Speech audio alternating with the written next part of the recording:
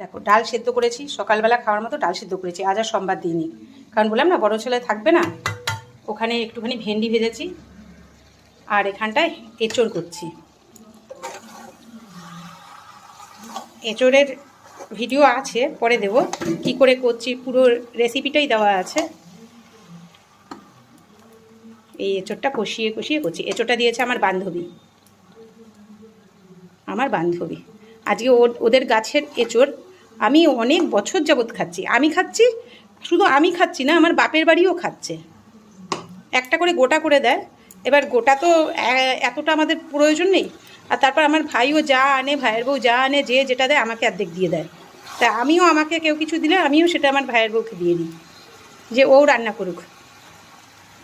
তা আজকে ভাইয়ের বউ মানে বাপের বাড়ি যাবে, মা এরকম কুটে টুটে পারবে না, তা আজকেই এঁচড়টা রান্না করবে।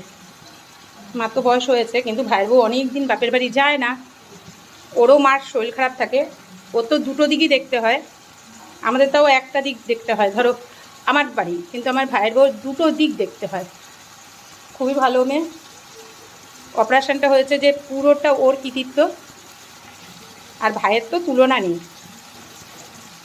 মাকে কিভাবে বাঁচিয়ে রেখেছে ভাই, একদিন তোমাদেরকে বলবো কি করে বাঁচিয়ে রেখেছে।